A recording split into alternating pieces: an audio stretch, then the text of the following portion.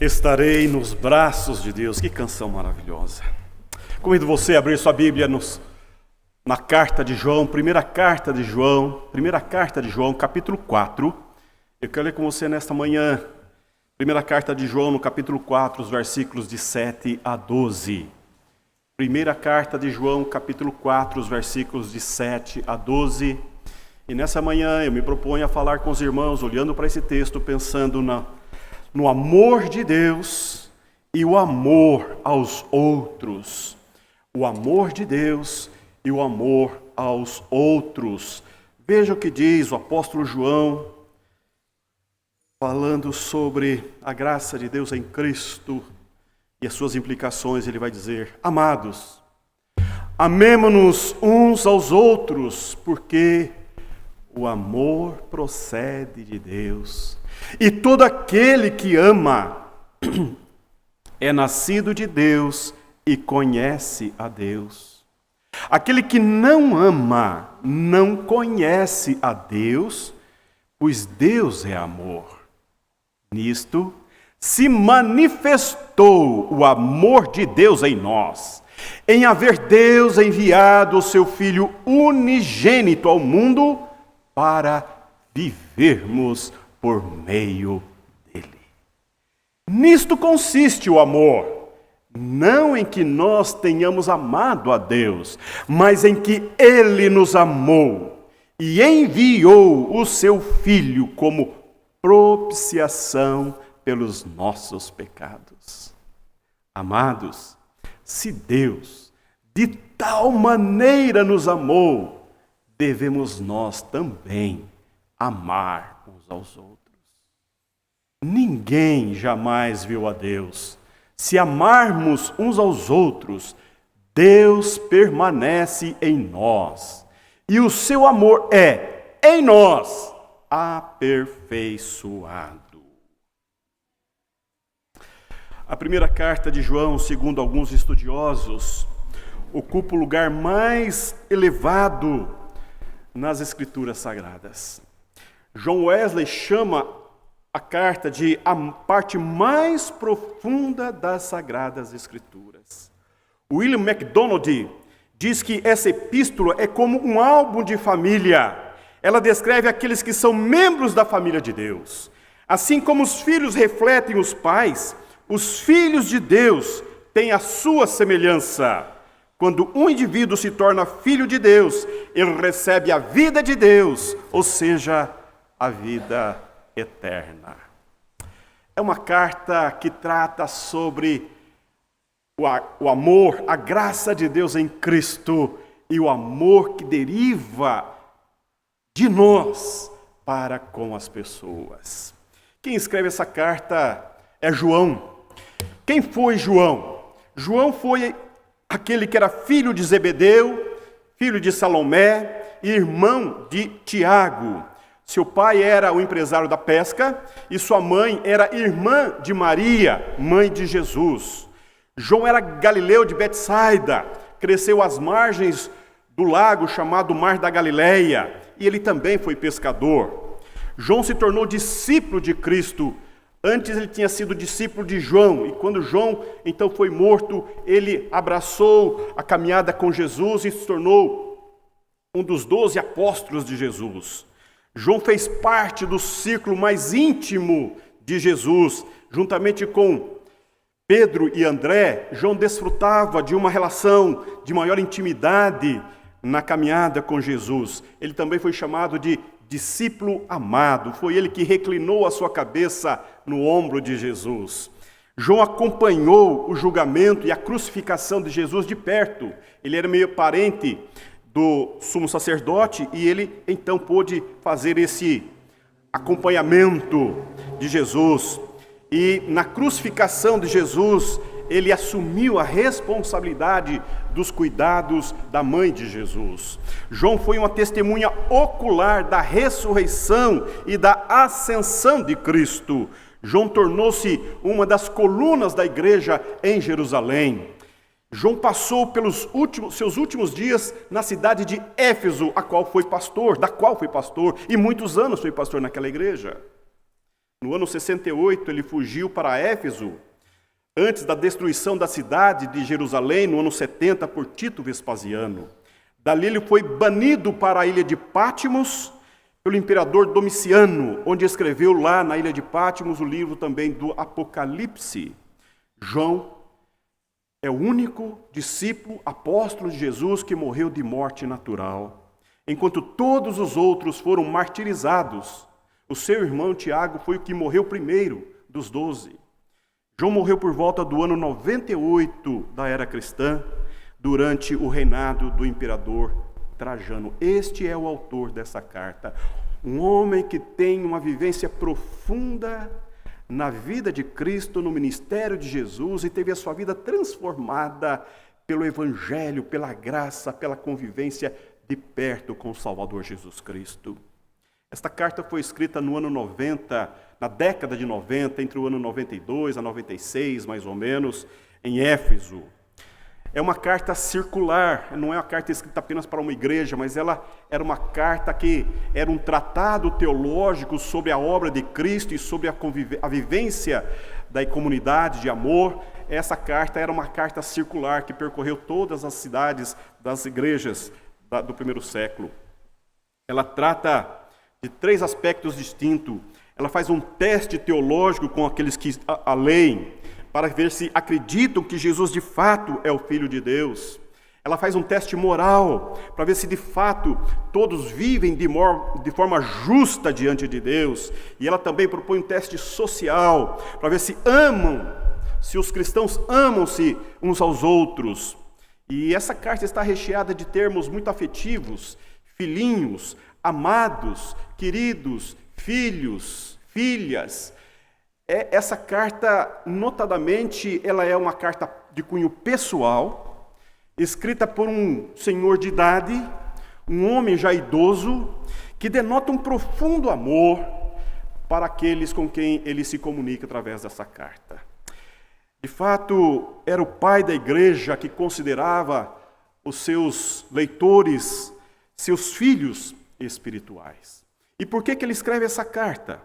Ele escreve essa carta para trazer segurança da salvação em Cristo Jesus. Meyer Perlman vai dizer que o Evangelho trata dos fundamentos da fé cristã e a Epístola trata dos fundamentos da vida cristã. João escreveu o seu Evangelho para falar do fundamento da fé cristã, segundo Meyer. E ele vai dizer que o Evangelho, a carta, a Epístola, ela trata dos fundamentos da vida cristã. O Evangelho de João foi escrito para dar um fundamento da fé, a Epístola para dar um fundamento da segurança que nós temos em Cristo Jesus.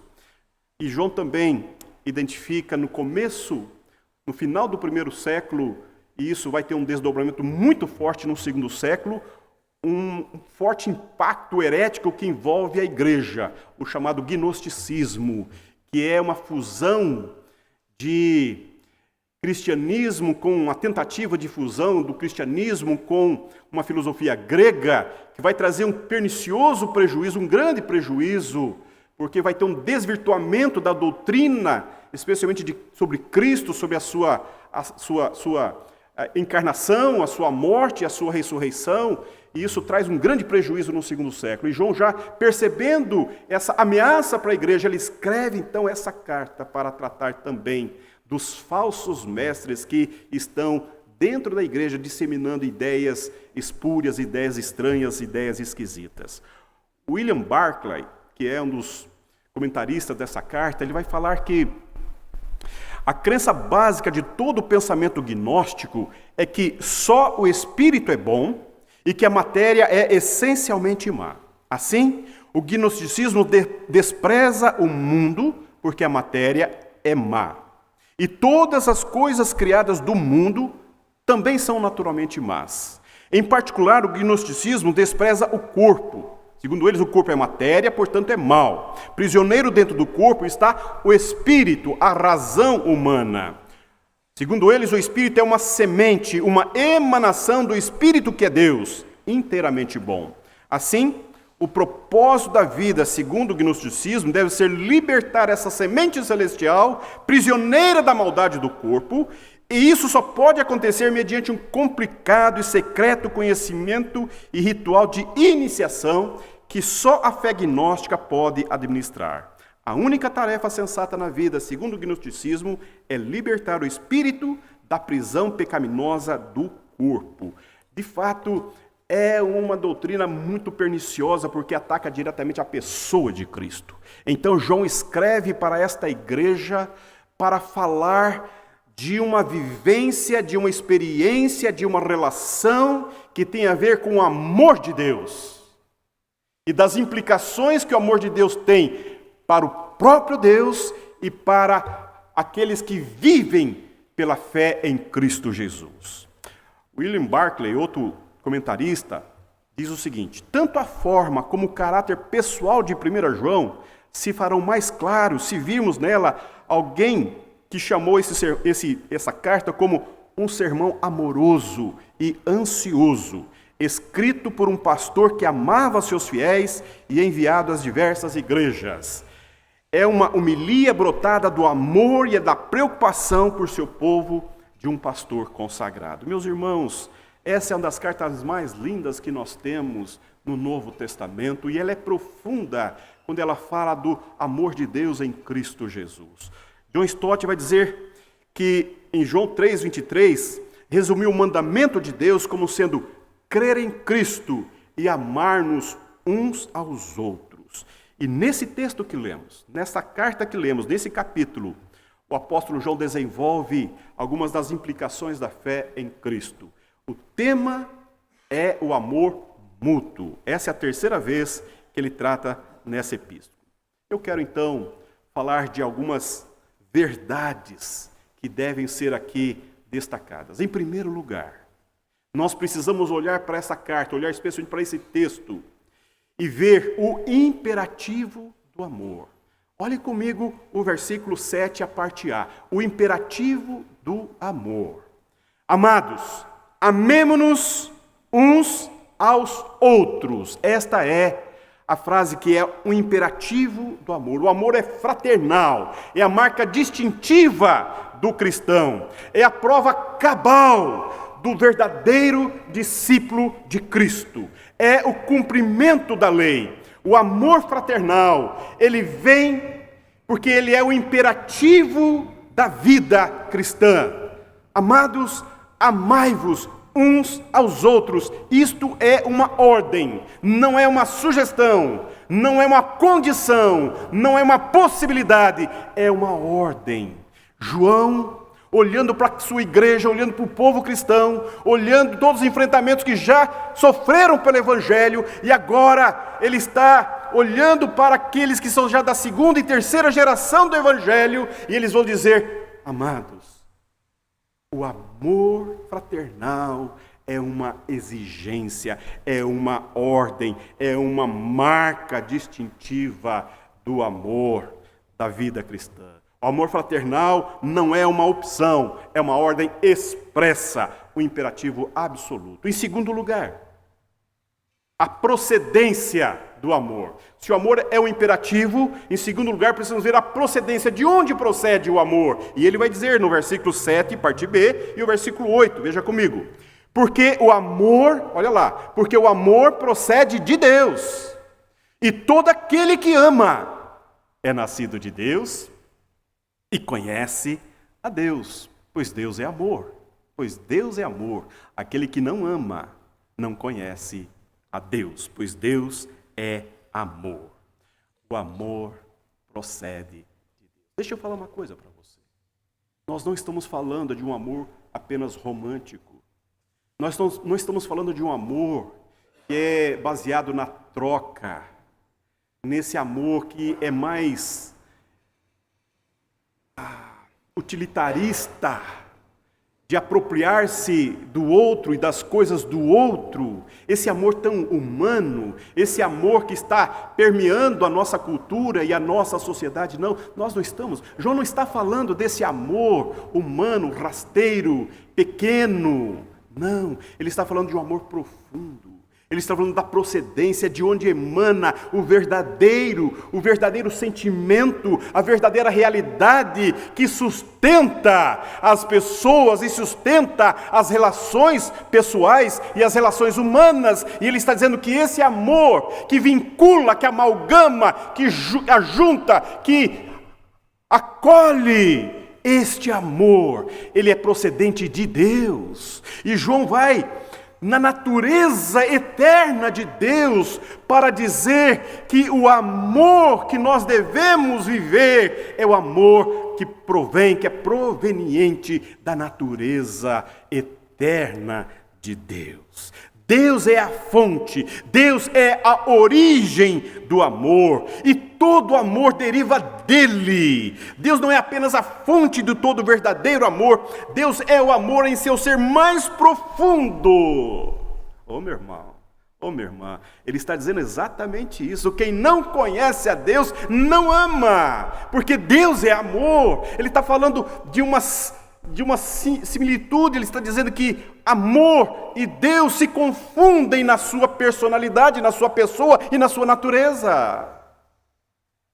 A Bíblia vai dizer que Deus é fogo abrasador, que Deus é luz e que Ele também é amor. Deus é a essência do amor. Toda a sua atividade é cheia de amor, é amorosa. O mesmo Deus que é luz e fogo é também amor. Deus não fechou os seus olhos para o pecado da humanidade. No seu amor, Ele providenciou um meio de expor o pecado, porque Ele é luz, consumir todo o pecado, porque Ele é fogo consumidor, e tudo isto sem destruir o pecador. Pense um pouco sobre isso. Tudo isso sem destruir o pecador. Se somos nascidos de Deus, é porque Deus é amor. Não podemos afirmar que conhecemos a Deus se não amamos, se não desfrutamos, se não exalamos essa virtude que emana do próprio Deus. O amor tem procedência divina. Ele ama, ele emana da própria essência de Deus. O mesmo Deus que é Espírito, é fogo consumidor, é também amor. Os filhos de Deus precisam expressar esses tributos, esses atributos morais de Deus. Eu quero dizer para você nessa manhã, nós estamos prontos para celebrar a mesa do Senhor. E não há, na expressão humana e na criação de Deus, algo mais profundo do que o que nós vamos fazer como memória de Deus em Cristo Jesus. Simon Kistemaker vai dizer que a pessoa que é nascida de Deus é uma janela por meio da qual o amor de Deus brilha para o mundo. Pense um pouco sobre isso. Ele diz que a pessoa que é nascida de Deus é como uma janela que brilha para o mundo. Em terceiro lugar, a manifestação consistente do amor de Deus por nós. Veja comigo os versículos 9 e 10. Olha lá. Nisto se manifestou o amor de Deus em nós, em haver Deus enviado o seu Filho unigênito ao mundo para vivermos por meio dele. Nisto consiste o amor, não em que nós tenhamos amado a Deus, mas em que Ele nos amou e enviou o seu Filho como propiciação pelos nossos pecados. Eu vou pedir para você deixar o versículo anterior, aí o versículo 9. Meus irmãos, versículo 9, por gentileza, deixa lá na... Olha para essa expressão. Como que se manifestou o amor de Deus em nós? Veja que João está olhando para a comunidade da fé, para os crentes em Cristo Jesus, como um pastor já idoso, como um pastor já próximo à sua morte, ele cheio de zelo, cheio de cuidado, com o coração voltado para o seu povo diante de Deus. Ele vai cunhar uma das expressões mais belas do Evangelho, e nessa carta ele está dizendo: a manifestação do amor de Deus em nós é que Deus enviou o seu Filho unigênito ao mundo. Preciso dizer para você uma coisa nesta manhã. A grande expressão do amor de Deus está no seu Filho Jesus Cristo. Ele é a evidência, Ele é a manifestação vívida, humana, histórica, verdadeira, a expressão exata do ser de Deus que baixou em forma de ser humano. Eu quero dizer para você que hoje, lá na eternidade, nós temos um Deus, o Deus Pai, o Deus Espírito e o Deus Filho que está em figura humana, ressurreto em corpo humano, porque Ele experimentou a nossa humanidade. Veja a expressão do amor de Deus que enviou o seu Filho, que esvaziou da sua glória, da sua majestade, e Ele tornou-se gente e viveu entre nós. E João vai dizer, e vimos a sua glória como a glória do Pai, do unigênito do Pai. Oh, meu irmão, deixa eu dizer uma coisa para você. Não há expressão mais gloriosa do amor de Deus do que essa que Deus realizou na cruz por você. Cristo, Jesus Cristo, em nós, esperança da glória. Para quê? Para vivermos por meio dele. O que João está dizendo acerca disso? Deixa-me falar uma coisa. Em Gênesis nós temos aquela expressão de que a Trindade se aproxima e Deus diz, façamos o homem à nossa imagem e à nossa semelhança. E Deus soprou no ser humano o fôlego da vida e nós tornamos ser alma vivente. Deus nos fez a sua imagem, Deus nos fez a sua semelhança, Deus nos deu algo de si que é eterno, que é o nosso espírito, a nossa alma é eterna. E em Jesus, Ele nos amou, porque a nossa vida se tornou um grande pecado que avilta o amor de Deus. Versículo 10 que nós lemos, ele vai falar da consistência desse amor. João está olhando para a igreja, está olhando para os discípulos de Jesus, está olhando para aqueles que estão enfrentando muita hostilidade no mundo, vivendo numa cultura que não consegue conceber, que não vive pela fé, que não apropria-se desse amor de Deus. Ele está dizendo para essa igreja que está salva em Cristo Jesus, ele está dizendo, vocês receberam a manifestação do amor de Deus em Cristo Jesus, para vocês viverem por Ele. E a consistência desse amor está no versículo 10. Não em que nós tenhamos amado a Deus, pelo contrário, mas em que Ele nos amou e enviou o seu Filho como propiciação pelos nossos pecados. Se você olhar a revelação bíblica, você vai ver de Gênesis a Apocalipse a expressão do amor de Deus pelo seu povo. Deus cuidando e encaminhando e sustentando a vida do seu povo pelo seu amor. Uma pergunta para você considerar. Como você acha que você chegou hoje pela manhã aqui? Como você está? Quem sustentou você? Quem guardou você? Quem tem encaminhado você, apesar das suas lutas, apesar das intempéries, apesar das dificuldades da vida, apesar dos embates da existência, apesar das lutas e das sofreguidões, quem está com as mãos sustentadoras, poderosas, amorosas sobre você? Quem você acha que tem conduzido a sua vida e o seu encaminhamento na história? João está nos dando a resposta, é o amor de Deus. E esse amor veio, esse amor dadivoso, a encontrou, quando você ainda não amava, não tinha uma relação de amor por Ele, não tinha relação de afetividade por Deus, não o conhecia pessoalmente, não se relacionava pessoalmente, mas Ele tomou iniciativas poderosas de amor sobre você, atraiu você, foi atrás de você, buscou você, lavou você, purificou você, transformou você, pelo poder desse amor glorioso, amoroso em Cristo Jesus. Nessa manhã eu preciso dizer isso para você com todas as letras. Ô meu irmão, algumas pessoas cunham uma expressão, ela é linda, mas da forma como as pessoas soltam essa expressão, dá a ideia de que é a pior coisa do mundo. Sabe aquela expressão? Agora estou nas mãos de Deus. Como se fosse a pior coisa do mundo estar nas mãos de Deus.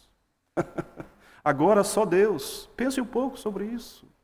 Que infelicidade de expressões humanas tão fora de realidade. Nós sempre estivemos nas mãos de Deus. Sempre fomos tocados, burilados, encaminhados, fortalecidos, nutridos, guardados, protegidos pela mão poderosa de Deus, que em Cristo Jesus nos chamou para a sua eterna glória. Pense um pouco sobre isso. Eu quero dizer para você que uma das coisas mais extraordinárias que Deus fez na minha vida foi esse encontro pessoal que transformou a minha mente, renovou a minha mente. Eu nasci num lar evangélico, como muitos aqui nasceram. Eu nasci num lar evangélico onde a igreja era a extensão da minha casa e a minha casa era a extensão da igreja. Meu pai era o meu primeiro pastor e a minha mãe, minha primeira professora de escola dominical. Vivi nessa relação, eram 11 filhos vivendo essa relação de fé. Uma mistura da igreja com a casa, porque o que acontecia na igreja era reproduzido em casa, e o que nós aprendíamos em casa, a mãe ensinava na igreja, meu pai pregando com toda a deficiência de uma pessoa muito simples, com pouca cultura. Mas na minha adolescência eu cresci já meio querendo me afastar das coisas de Deus, da igreja, da religião, eu queria outras coisas, e mergulhei 3 anos nos relacionamentos com amizades fora da igreja, com futebol, troquei a igreja pelo futebol, enfim, coisa de adolescente, rebelde, essas coisas que mãe e pai passam com os filhos, não é verdade? E um dia minha mãe me confrontou, num domingo pela manhã, ela me confrontou e falou: Levi, para onde você está se conduzindo, meu filho? Até aqui eu te trouxe para a igreja. Vou dizer isso para você porque hoje eu vi um testemunho de um menino nosso aqui, praticamente nasceu aqui. Ele falou da relevância que ele deve ser dentro de casa. Eu quero dizer para você uma coisa, meu irmão, minha irmã. O grande desafio da vida cristã é amar, a começar pelos nossos, dentro de casa. Amor que vincula, que amalgama. É meu, eu vou cuidar. É minha esposa, eu vou me devotar a ela. É meu marido, eu amo. Casei-me com ele, com seus defeitos, com as suas lutas, com as suas dificuldades, com as suas idiosincrasias. Sim, eu amei, eu amo, eu a amo. É isto. E esse menino deu um testemunho sobre isso nessa manhã. Na minha adolescência, eu perdi um irmão com uma arma de fogo, um acidente com arma de fogo, e quando recebi a notícia, é como se a terra abrisse um buraco e eu mergulhei num abismo, a minha alma mergulhou num abismo, eu perdi o chão e os meus pensamentos ficaram completamente difusos. E então, depois de 3 anos, eu fui me ajoelhar na minha cama para orar. E ali, é uma experiência para mim das mais lindas que Deus proporcionou na minha vida. Eu me senti acolhido, amado, sustentado, fortalecido, acolhido pela palavra de Deus. Quer dizer para você que um cristão que não tem essa profunda experiência do amor de Deus em Cristo Jesus, não sabe o que é amar. Eu quero dizer para você nessa manhã, meu irmão, nessa manhã, minha irmã, o amor de Deus é incomensurável. O amor de Deus nos dá uma segurança tamanha de que a gente nunca mais se sente só, abandonado, perdido na vida, porque o amor de Deus imprime em nós a marca do Espírito Santo, e esta presença gloriosa, ela nos acompanha em todas as circunstâncias da vida. Nos tempos difíceis, nos tempos alegres, em tempos duros, em tempos bons, essa presença poderosa, amorosa do Espírito de Deus em nós, pela graça de Cristo derramada na cruz do Calvário, que nos amou, que nos transformou, que renovou a nossa mente, que nos tirou do império das trevas e nos transformou para o reino do Filho do seu amor. Este amor que vincula, este amor que sustenta, esse amor que nos purifica, esse amor que nos santifica, esse amor que nos propõe para a vida, esse amor que nos fortalece diante das agruras da vida, é esse amor revelado em Cristo Jesus. Você precisa, é importante você considerar essa relação de pessoalidade com o amor de Deus em Cristo Jesus. Porque a manifestação do amor de Deus está em Cristo Jesus, para você viver por meio dEle, nele, para a glória dEle. Não a partir das suas dificuldades, das suas misérias, das suas pecaminosidades, não para você viver a partir das suas miserabilidades, precariedades, mas a viver a partir do amor de Deus em Cristo Jesus. Porque a consistência desse amor não depende da sua performance, não depende do seu desempenho pessoal, não depende das coisas que você faz para Deus, não tem a ver com o seu desejo de fazer coisas para Deus, pelo contrário, porque João está dizendo que Ele nos amou e enviou seu Filho como propiciação pelos nossos pecados. Ele não veio apesar dos nossos pecados, mas Ele veio justamente por causa dos nossos pecados. E esta é a consistência do amor de Deus em Cristo, que Ele nos amou sabendo quem somos. Ele nos amou sabendo como somos depravados, como somos deturpados, como somos estragados. Ele nos amou sabendo quem somos. Esta profundidade do amor de Deus que nos regenera, que nos refaz, que nos coloca para a vida, que nos impulsiona para a existência e que nos coloca na eternidade. Essa manifestação deste amor e a consistência desse amor tem a ver com essa gloriosa expressão de Deus na cruz do Calvário em Cristo Jesus. E nessa manhã, quando nós vamos participar da mesa do Senhor, eu quero convidar você a pensar sobre isso, a pensar sobre essa gloriosa expressão de Deus enviar o seu Filho como revelação do amor de Deus. O amor sacrificial de Deus é a fonte e a origem do nosso amor. O nosso amor não é apenas um reflexo do amor de Deus por nós, mas ele está sustentado no amor de Deus.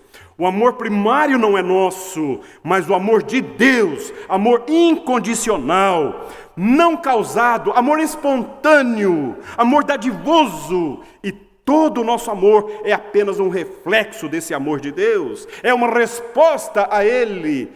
O que João está dizendo é exatamente isso. Nós amamos porque Ele nos amou primeiro. Nós amamos porque nós experimentamos esse amor profundo de Deus por nós.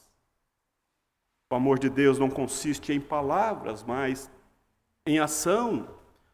John Stott tem razão quando diz que a vinda de Cristo é uma revelação concreta e histórica do amor de Deus, pois o amor é sacrifício próprio, a procura do bem positivo de outrem à custa do próprio bem. A maior dádiva que a dádiva em que Deus transformou o seu Filho, nunca houve e nem poderia haver. Não há dádiva maior que nós possamos receber a não ser esta, de que Deus amou-nos em Cristo Jesus, o seu Filho.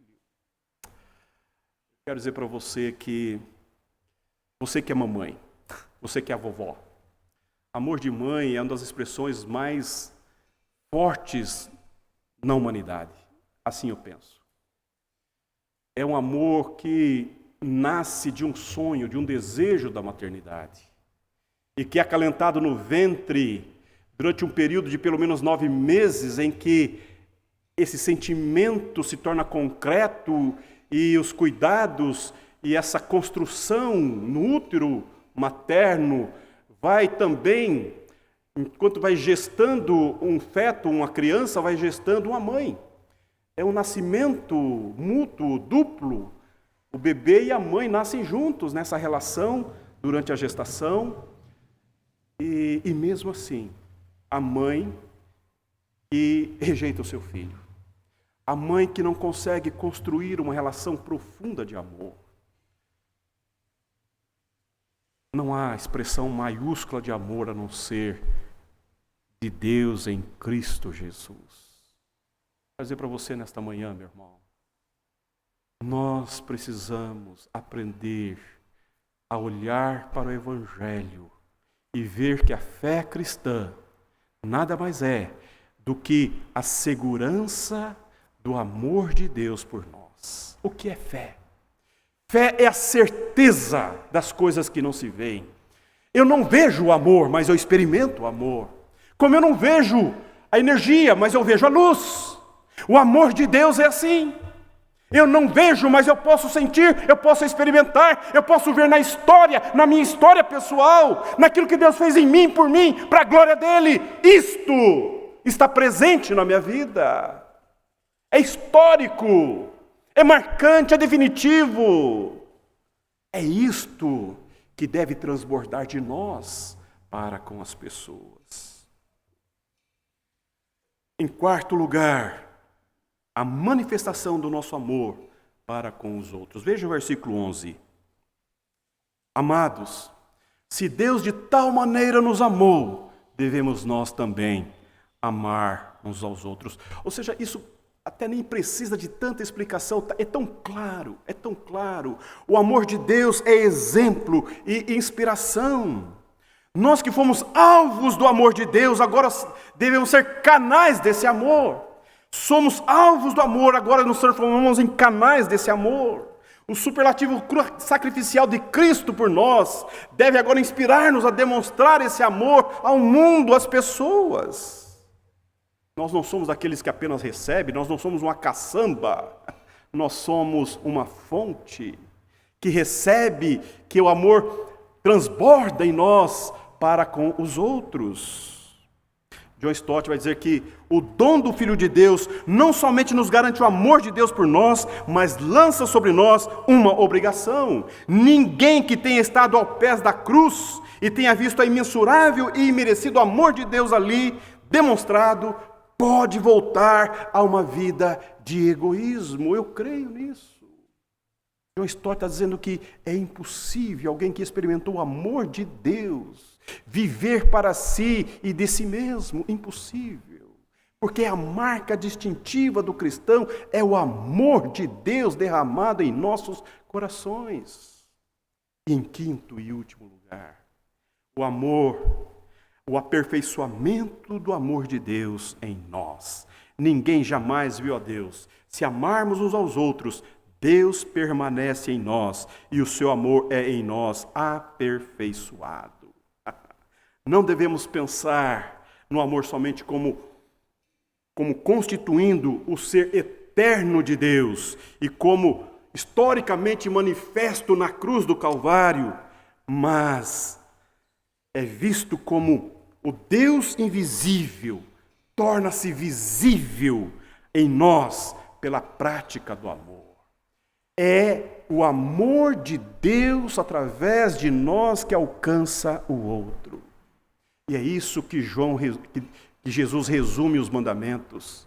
Amar a Deus sobre todas as coisas e amar ao próximo como a ti mesmo. Meu irmão, eu quero concluir a minha fala nessa manhã.